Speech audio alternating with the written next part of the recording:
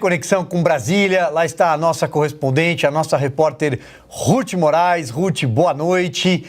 Bom, você acompanhou foram longas horas aí de depoimento do general G. Dias. Eu queria que você trouxesse ali um olhar de quem estava dentro da sessão, as reações. Eu acompanhei alguns trechos, vi, por exemplo, a passagem do deputado Marcel Van Hatten, do senador Eduardo Girão, do senador Sérgio Moro. Como é que foi o comportamento de governo e de oposição? E, na tua opinião, esse depoimento acrescentou alguma coisa ou o general G. Dias pode ter até se complicado, pode ter até mentido ou distorcido alguma informação? Boa noite, Silvio. Boa noite para toda a nossa bancada e para toda a nossa audiência.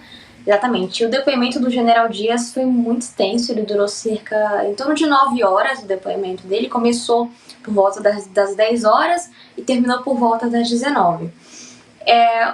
Ele negou claramente, negou obviamente a omissão por parte dele, disse que não foi omisso, que pelo contrário, que ele deixou o plano escudo acionado no dia 5 de janeiro, que era uma sexta-feira. Então ele disse que foi para casa para passar o final de semana com o plano escudo acionado, que esse plano escudo teria funcionado no sábado, dia 6, no sábado não, no dia 6 e depois no dia 7, que era o sábado, O sábado era dia 7. E ele falou que no dia 8 essa barreira foi rompida do plano escudo, mas que ele não sabia explicar. O depoimento dele, resumidamente, ele estava tentando se desvencilhar dos membros do GSI. Então, quando perguntavam, general, por que o plano escudo não funcionou? Aí ele dizia, porque você tem que perguntar para o general Penteado. Mas o senhor não era o ministro? Não, mas você tem que perguntar para o general Penteado. Por que, general, os manifestantes conseguiram adentrar ao Palácio do Planalto e conseguiram depredar? E por que serviram água para os manifestantes? Você tem que perguntar para quem estava lá, para determinado major, para determinado coronel que estava ali. Então ele está tentando a todo momento se desvencilhar dos membros da cúpula do GSI.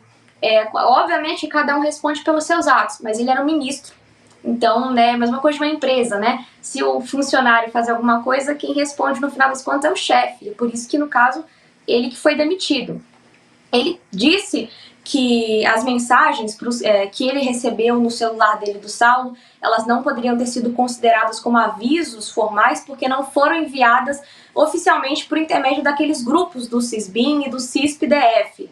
Em outro momento, o senador Flávio Bolsonaro perguntou ao general Dias, mostrou os prints de algumas mensagens que nós já colocamos no site, inclusive, falando, general, por que o senhor não respondeu? Porque o Saulo envia para eles mensagens do dia 5 ao dia 8 e ele responde o Saulo apenas no dia 6 e depois ele some. E aí ele fala, dessas mensagens especificamente eu não estou lembrado.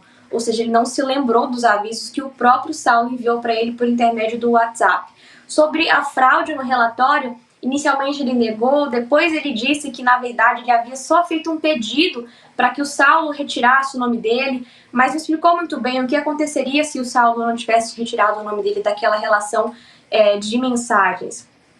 Ele apontou algumas falhas no plano escudo e também disse que o bloqueio da polícia militar foi permeável, ou seja, ele não reconheceu a própria omissão, mas reconheceu que a PM foi omissa, que a PM não agiu.